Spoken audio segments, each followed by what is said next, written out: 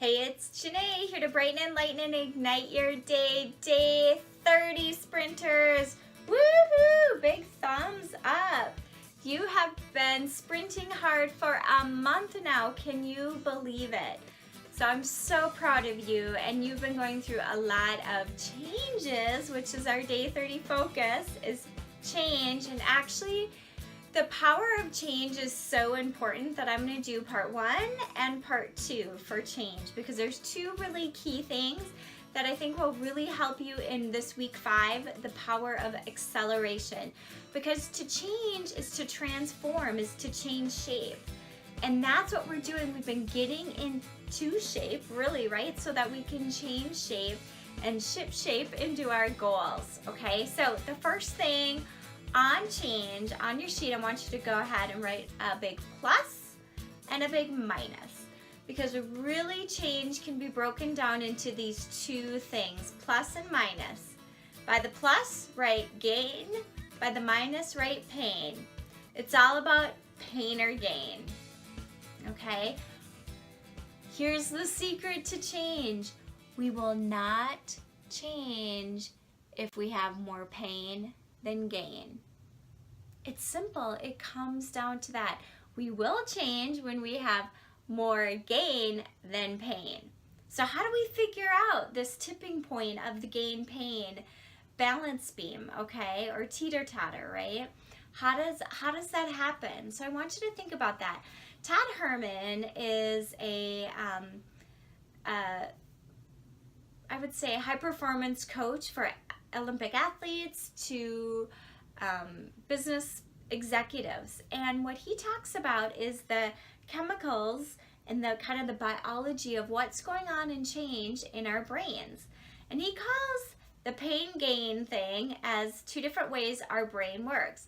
Either the wow, which is the gain brain, you could say it that way, or the ow, O-W-W, meaning the pain brain. And our brain is either rewired one of these ways, okay? If we have a wow brain, that means we're wired to be able to accept change. We want change. We understand how far there is to go, but we're like, wow, look how far we've come. And that's what I want you to feel, is even though there's a lot to do and a long way to go, look at how far you've come just within these past 30 days. You should feel proud, and I am so proud of you, okay?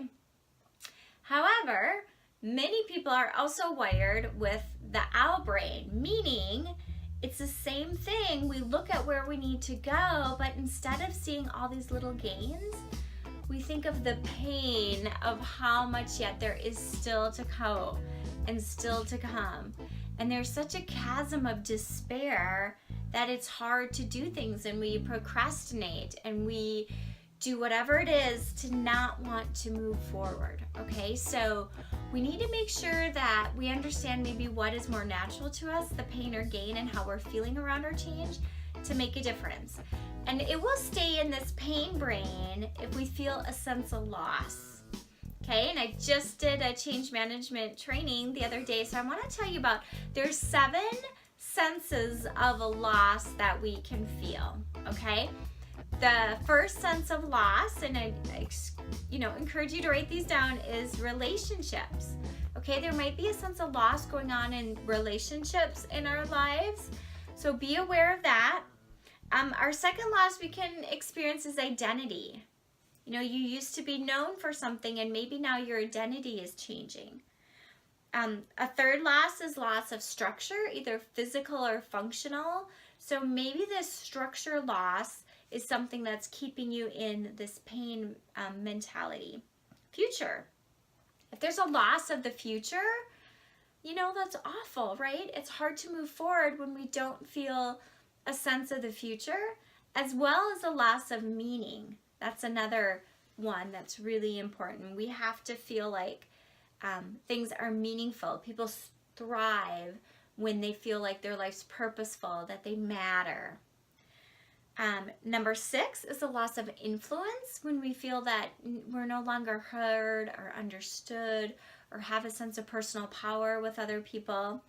And then the seventh loss is tradition. You know, what happened to the way things used to be? We lose that sense of tradition that's so important to us, okay? So your one and done is I want you to identify kind of the gains and pains in your life. So look at the losses that I just identified, and if you're feeling any of those, again, all around this number one goal that we're trying to change and go for, what are the losses and what do you see as some of the gains? Okay, now we're going to go to part 2. I want to show you a grid where we can kind of capture what it is that we're talking about, okay? So here you see my change grid, and we have change, no change, and then we have the plus and the minus. This is the gain of changing or the loss or the pain of not changing, okay? So what you want to do here is to identify what they are for you. So you brainstorm them, you've listed some things. Now, excuse me, we need to look at these grids to map it out even further, okay? So the first is change. What is the gain of changing, of actually going for this goal and making the change? So go ahead and you want to list your things here. You know, that's your pot of gold, right, that we've been talking about. Okay, so we also want to look at the loss here and what that looks like within the change. What is the loss of the change, and what might change? What might you lose if you change? So go back to those losses and consider it here. So these might be the crutches that you're holding on to because you don't want to change. Now, this is where usually most people stop, but not us, because we are accelerating and we are going forward. We are also going to do the same thing now. This is your 2, good for you, is to go further into this grid and do the same thing. What is the gain of it not changing? Okay, so what are those things that are so comfortable and great that, you know what, even though my pot of gold is out here, I really like my gold coin that's right here, and I don't need to go for that, okay? So what's the gain of not changing, and then what's the loss or the pain of not changing? Okay, so we're just shifting the perspective a little bit that will give you even more insight to help you. Okay, so now here what's key. This is the part that's key.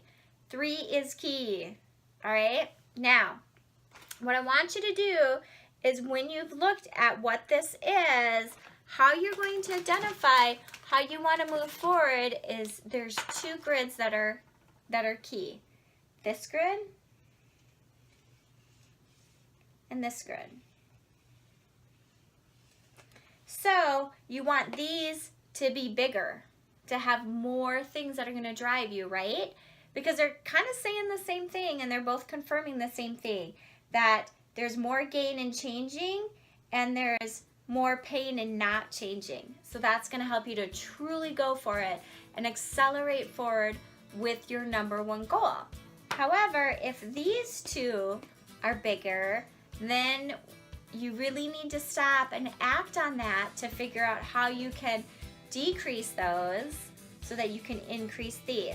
Okay, so the 3's key is to really act on what you've learned here so that you can accelerate forward. But I do want you to recognize and know that it's hard to make change. Just like we talked about, that takeoff, the gravitational pull, the friction wants to hold us back because it's comfortable. We're good, right?